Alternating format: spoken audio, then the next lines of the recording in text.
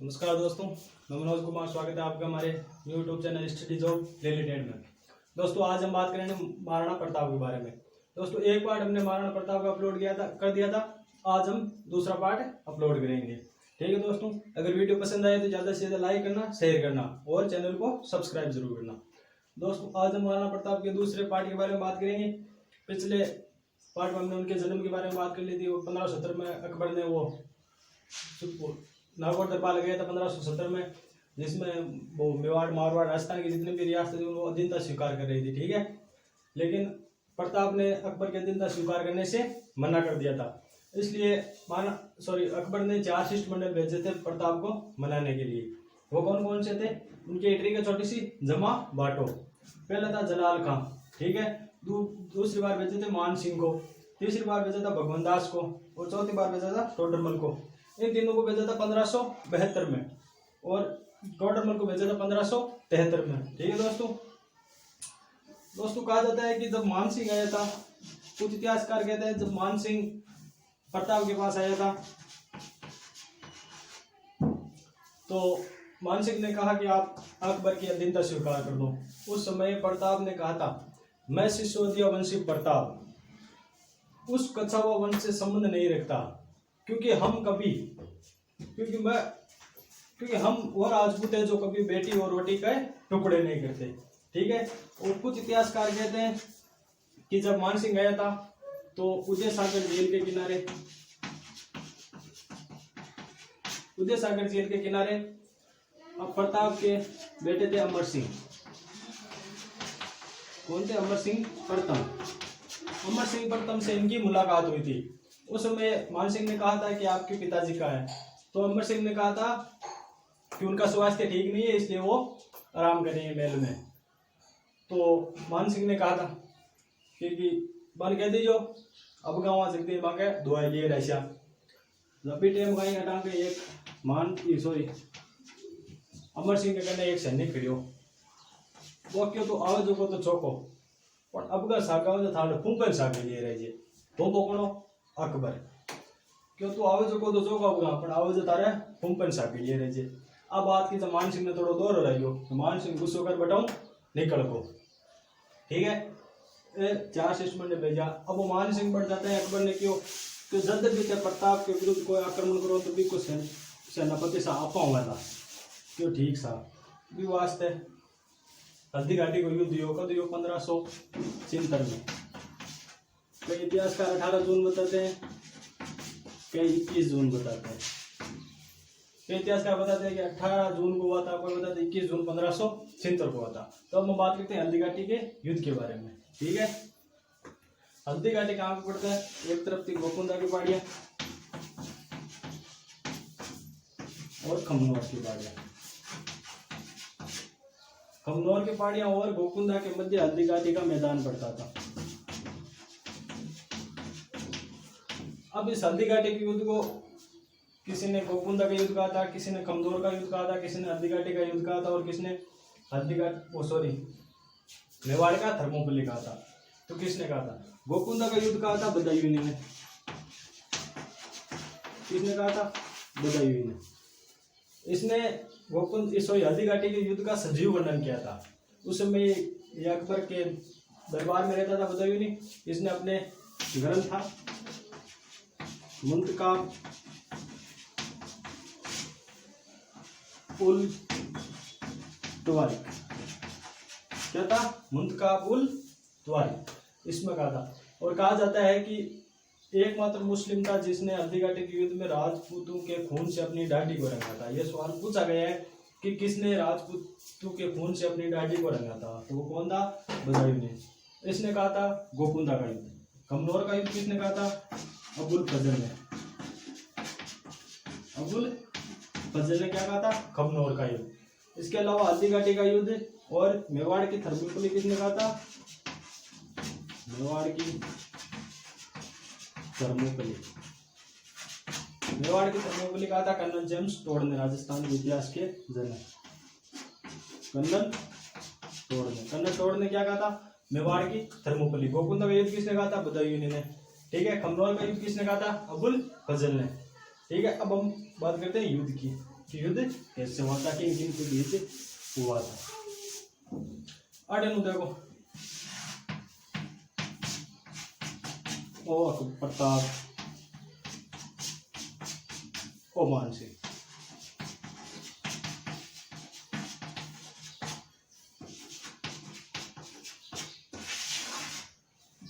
अटिनो मान सिंह आ रही, अटिनो प्रताप आ रही। मान सिंह के हाथी का नाम था मर्दाना, है ना, मर्दाना। क्वेश्चन पूछा गया मान सिंह के हाथी का क्या नाम था, मर्दाना। अटिन प्रताप के हाथी का नाम और राम प्रसाद, एक नाम लूना, ठीक है। ये हाथी का नाम था, घोड़े का नाम था। क्वेश्चन क्या पूछा जाता है, प्रताप के हाथी का क्या नाम था। लगभग पहला ऑप्शन ये आता है चेतक, लगभग स्टूडेंट चेतक ही करके आता है, ठीक है दोस्तों, ये ध्यान रखना। इसके बाद ये जो हाथी था राम प्रसाद, इसको हमेशा से अकबर लेना चाहता था और इस युद्ध में अकबर इसे ले लेता और इसका नाम क्या कर देता है, पीर प्रसाद, ठीक है दोस्तों। ये भी ध्यान रखना कि अकबर ने राम प्रसाद का नाम बदल कर क्या किया था, पीर प्रसाद, ठीक है। अब हम बात करा अटिन देखो, वो चेतक पर सवार पारणा प्रताप, अटिन आया मान सिंह। जी हाँ, युद्ध प्रारंभ हुआ, चेतक सीधो जा मर्दाना के ऊपर, ठीक है।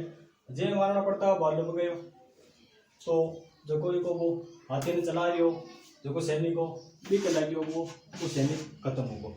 चेतक सोचो कि मान सिंह खत्म हो गो, वास्ते चेतक जी वापस उतरना चाहो तो हाथी के सूंड पर एक नुकीलो चाकू लगाई दो, वो चेतक के पैर पर कट दाग जावे। जरूर चाकू चेतक भी टाइम समझ जाए कि अपनी मृत्यु उसी जी है भी टाइम। वो चेतक वापस उतरे घोड़े पर, महाराणा प्रताप ने चारों ओर सेना घेर लिए। इस समय 3 सेनापति है महाराणा प्रताप का, एक तो झाला बिरजा, राणा पुंजा और हकीम खां सूरी।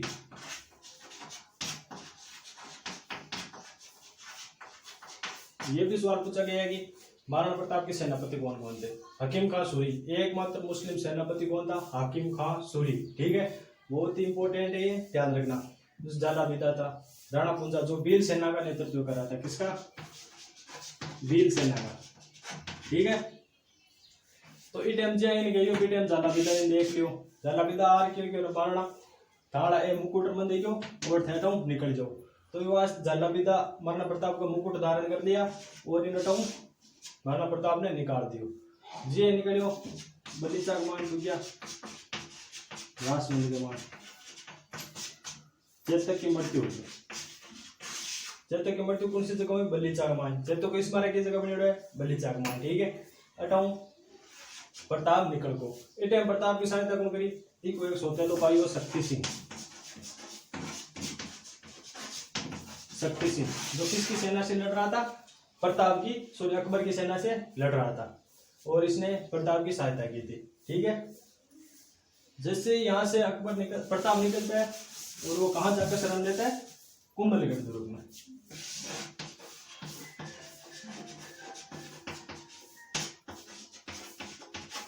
कुंभलगढ़ दुर्ग में प्रताप शरण लेता है।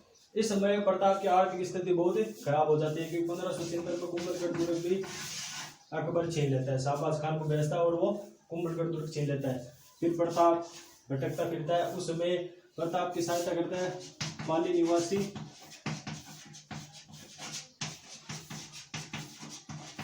ताराचंद के भाई भामाशाह ने। किसने की थी, पाली के निवासी था ताराचंद और ताराचंद का भाई कौन था, भामाशाह। भामाशाह ने प्रताप की आर्थिक सहायता की थी। उसके बाद प्रताप ने छापामार पद्धति का प्रयोग करते हुए चावंड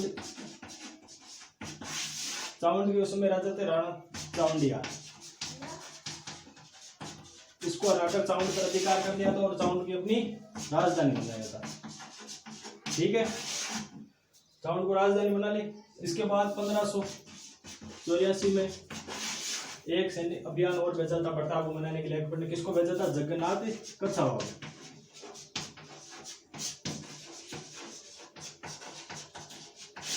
जगन्नाथ कच्छावा को प्रताप को मनाने के लिए भेजा था, लेकिन ये पहुंचा नहीं था, उससे पहले इसकी मृत्यु हो गई थी। एक क्वेश्चन पूछा जाता है कि प्रताप को मनाने के लिए अंतिम सैनिक अभियान किसे भेजा था, तो जगन्नाथ कच्छाप को। कब भेजा था? 1584 में। ठीक है, अब बात करें कि 1582 में युद्ध, ईवेर का युद्ध।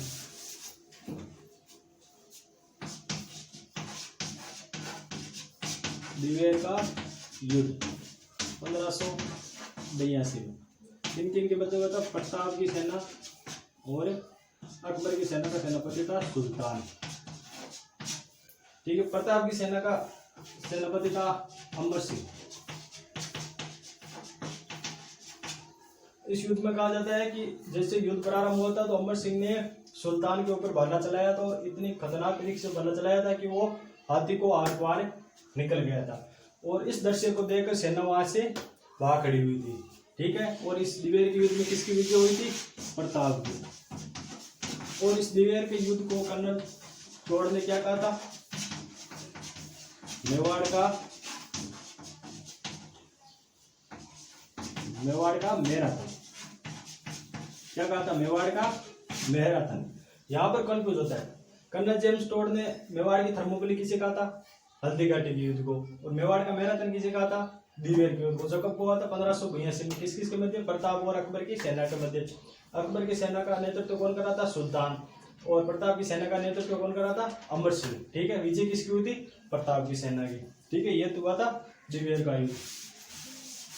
दोस्तों, कहा जाता है कि प्रताप ने कभी अकबर की अधीनता स्वीकार नहीं की थी। 1584 में चावल पर अधिकार कर लिया था, चावल को अपनी राजधानी बना लिया था।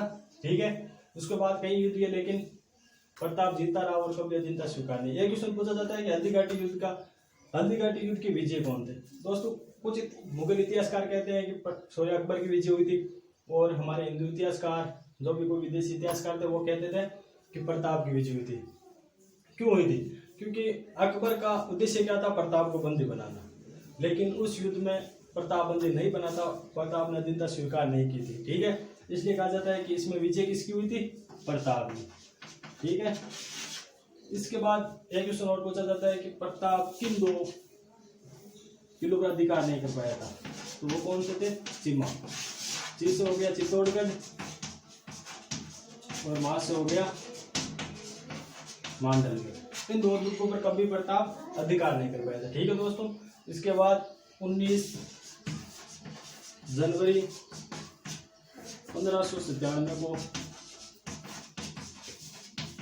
प्रताप की मृत्यु हो गई। कहते हैं जम्बूसपुर प्रत्यंता चढ़ाते समय 19 जनवरी 1597 को प्रताप की मृत्यु हो गई थी। यहाँ से देखो एक क्वेश्चन बनता है, प्रताप का यो शेर हो, ठीक है, जो कभी मुगला की अधीनता स्वीकार कौन करी? ये वास्ते राजस्थान की सेकंड ऊंची चोटी को का नाम है शेर, जो कहाँ पे? सिरोही में, और की ऊंचाई कितनी है? 1597। ठीक है, और क्वेश्चन हटाऊं, याद रहा लीजिए। ठीक है, अब आज मैं एक क्वेश्चन पूछा, प्रताप को स्मारक की जगह बने, प्रताप की छतरी की जगह है? मांडोली गांव है, उदयपुर का मान। ठीक है, पूछा कत्ता कंपा की छतरी है, 8 कंपू की छतरी है, निर्माता कौन हो? अमर सिंह। ठीक, और क्वेश्चन पूछा गया प्रताप की छतरी कहाँ पे? तो कहाँ पे? बांडोली गांव। कहाँ पे? उदयपुर में। कितने कंपू की छतरी है? 8 कंपू की छतरी है। कहाँ पे है? सॉरी, बांडोली में। किसने बनवाई थी? अमर सिंह प्रताप ने। ठीक है दोस्तों, ये हो गया महाराणा प्रताप। दोस्तों 2 वीडियो अपलोड किए थे, लगभग मेरी तरफ से महाराणा प्रताप कंप्लीट है। फिर भी अगर कुछ रह जाए तो आप एक बार अपनी जो भी गाइड पढ़ते हो वो गाइड पढ़ दे। ठीक है दोस्त, अगर कोई गलती हो तो कमेंट बॉक्स में जरूर बताइए। ठीक है दोस्तों, धन्यवाद। जय हिंद, जय भारत।